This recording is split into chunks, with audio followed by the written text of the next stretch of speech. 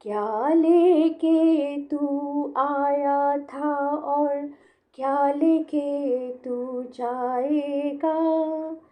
मन को तू साफ कर ले, पता नहीं किस रूप में आके नारायण मिल जाएगा।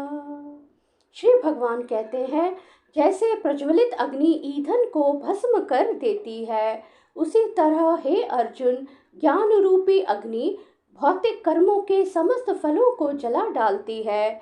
आत्मा तथा परमात्मा संबंधी पूर्ण ज्ञान तथा उनके संबंध की तुलना यहाँ अग्नि से की गई है। यह अग्नि न केवल समस्त पाप कर्मों के फलों को जला देती है, अपितु पुण्य कर्मों के फलों को भी भस्मसात करने वाली है। कर्म फल की कई अवस्थाएं हैं, शुभारंभ, बीज, संचित आदि, किंतु जीव को स्वरूप का ज्ञान होने पर सब कुछ भस्म हो जाता है, चाहे वह पूर्ववर्ती हो या परवर्ती। न हि ज्ञानेन सदृशं पवित्रमिहि विद्यते तत्स्वयं योग संसितः कालेन आत्मनि विन्दति। श्री भगवान कहते हैं, इस संसार में दिव्य ज्ञान के समान कुछ भी उदात्त तथा शुद्ध नहीं है। ऐसा ज्ञान समस्त योग का परिपक्व फल है। जो व्यक्ति भक्ति में सिद्ध हो जाता है, वह यथा समय अपने अंतर में इस ज्ञान का आस्वादन करता है। जब हम दिव्य ज्ञान की बात करते हैं, तो हमारा प्रयोजन आध्यात्मिक ज्ञान से होता है। निसंदेह दिव्य ज्ञान के समान कुछ भी उदात्त तथा शुद्ध नहीं है। अज्ञान ही हमारे बंधन का कारण है और ज्ञान हमारी मुक्ति का। यह ज्ञान भक्ति का परिपक्व फल है।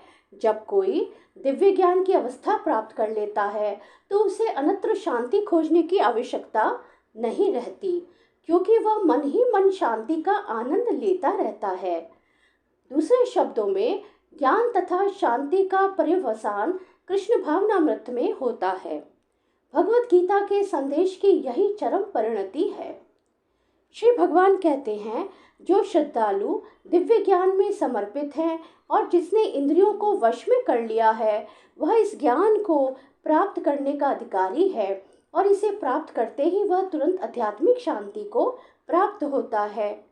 श्री कृष्ण में दृढ़ विश्वास रखने वाला व्यक्ति ही इस तरह का कृष्ण भावित ज्ञान प्राप्त कर सकता है। वही पुरुष श्रद्धावान कहलाता है, जो सोचता है कि कृष्ण भावना भावित होकर कर्म करने से वह परम सिद्धि प्राप्त कर सकता है। यह श्रद्धा भक्ति के द्वारा तथा हरे कृष्ण कृष्ण कृष्ण हरे हरे, हरे राम राम राम हरे हरे मंत्र के जाप द्वारा प्राप्त की जाती है, क्योंकि इससे हृदय की सारी भौतिक मलिनता दूर हो जाती है। इसके अतिरिक्त मनुष्य को चाहिए कि अपनी इंद्रियों को संयम रखे। जो व्यक्ति कृष्ण के प्रति श्रद्धावान है और जो इंद्रियों को संयमित रखता है, वह शीघ्र ही कृष्ण भावनामृत के ज्ञान में पूर्णतया प्राप्त करता है। श्री कृष्ण शरणं मम, श्री कृष्ण शरणं मम, श्री कृष्ण शरणं मम।